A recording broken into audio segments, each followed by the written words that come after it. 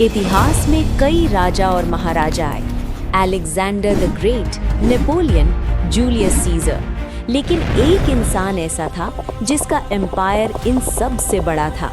एक ऐसा वॉरियर जिसने दुनिया की 22% लैंड एरिया पर कब्जा किया, जिसके डर से बड़े बड़े सुल्तान अपने दरवाजे बंद कर लेते थे, जिसके डीएनए के निशान आज भी दुनिया के 16 मिलियन यानी 1.6 करोड़ मर्दों में पाए जाते हैं।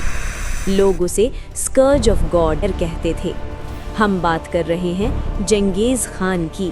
क्या वो सिर्फ एक खूनी दरिंदा था या एक विजनरी लीडर जिसने मॉडर्न वर्ल्ड की नींव रखी?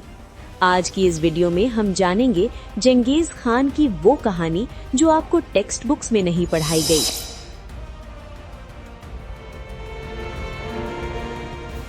कहानी शुरू होती है साल 1162 मंगोलिया के ठंडे और बेरहम मैदानों में। वहाँ एक बच्चा पैदा हुआ जिसका नाम रखा गया तेमुजिन।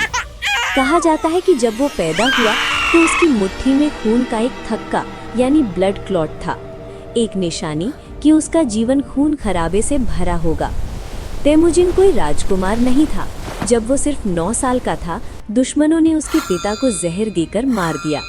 उसके अपने कबीले ने उसे, उसकी माँ और भाई बहनों को मरने के लिए अकेले छोड़ दिया। सोचिए, एक छोटा बच्चा जिसे कूड़े कचरे और जंगली जानवरों को खाकर जिंदा रहना पड़ा। यहाँ तक कि उसे अपना बड़ा भाई भी मारना पड़ा क्योंकि वो खाना चुरा रहा था। ये वक्त था जब तेमुजिन ने अपनी जिंदगी का सबसे बड़ा लेसन सीखा।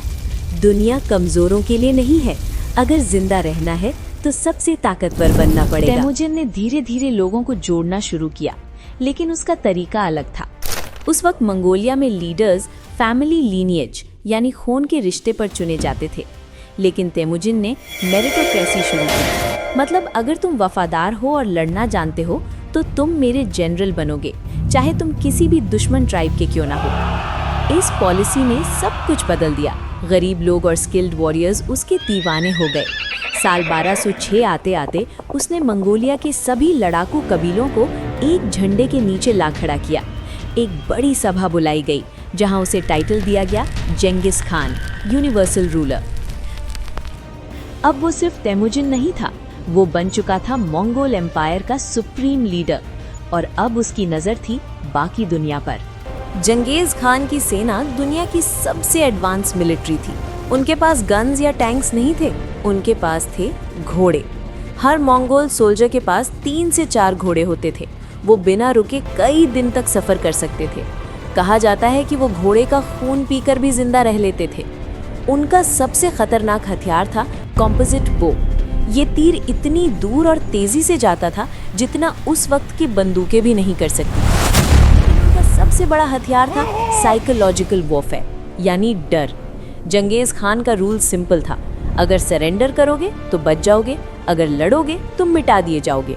वो जानबूझकर कुछ लोगों को जिंदा छोड़ देता था ताकि वो अगले शहर भाग कर जाएं और मंगोल्स की क्रूएल्टी की कहानी सुनाएं। डर इतना फैल जाता था कि सेना के पहुंचने से पहले ही शहर सरेंडर कर देते थे। चंगेज खान शुरू में सिर्फ ट्रेड करना चाहता था। उसने अपने दूत भेजे ख्वारिज़मियन एम्पायर, जो आज का ईरान और सेंट्रल एशिया है, के सुल्तान के पास। लेकिन सुल्तान ने एक गलती कर दी, एक ऐसी गलती जिसने इतिहास बदल दिया। सुल्तान ने चंगेज खान के मैसेंजर्स का सर कलम कर दिया और उनका सामान लूट लिया। चंगेज खान ने कहा, मैंने शांति का हाथ बढ़ाया था, तुमने जांग चुनी। मंगोल्स ने पूरे एम्पायर को राख कर दिया।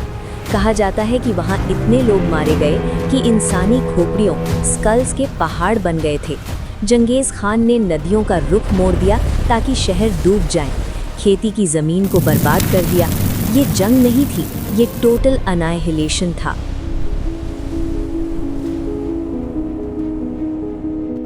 लेकिन चंगेज खान की कहानी सिर्फ खून खराबे की नहीं है। जब उसका एम्पायर सेटल हुआ तो शुरू हुआ पैक्स मंगोलिका, द मंगोल पीस।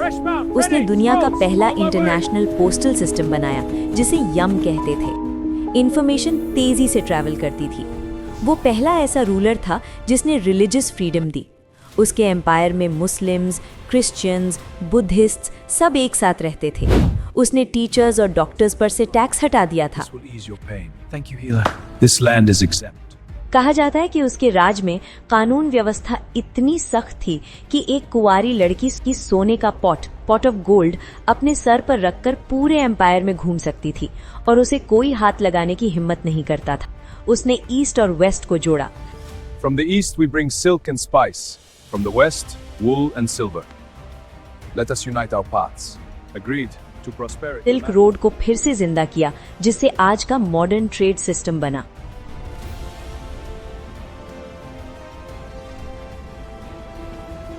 साल 1227 में अपनी एक कैंपेन के दौरान चंगेज खान की मौत हो गई। वजह क्या थी? घोड़े से गिरना, बीमारी या दुश्मन का तीर? ये आज भी क्लियर नहीं है, लेकिन सबसे बड़ा रहस्य है उसकी कब्र, ग्रेव। चंगेज खान चाहता था कि मरने के बाद उसे कोई ढूंढ ना पाए।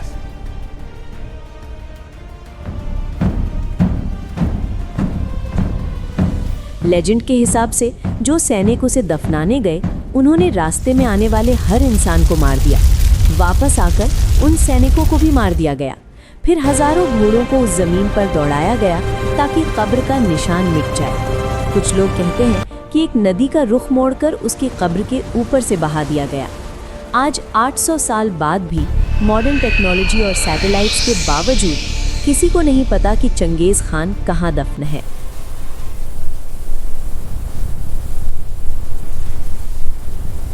एक ऐसा बादशाह जो जिंदा होते हुए भी दुनिया को हिला गया और मरने के बाद भी रहस्य बन गया। तो चंगेज खान कौन था? एक क्रूर हत्यारा जिसने मिलियंस लोगों की जान ली, या एक महान शासक जिसने बिखरे हुए ट्राइब्स को जोड़कर दुनिया को कनेक्ट किया? मंगोलिया में आज भी लोग उसे खुदा की तरह पूजते हैं। वो उनके लिए फादर ऑफ द नेशन है। बाकी दुनिया के लिए वो एक डर का नाम है। Genghis Khan. लेकिन एक बात सच है, गेंगिस खान ने दुनिया को इतना बदल दिया कि आज हम जिस दुनिया में रहते हैं वो उसके बिना शायद अलग होती। आपको क्या लगता है, गेंगिस खान हीरो था या विलेन? सब्सक्राइब।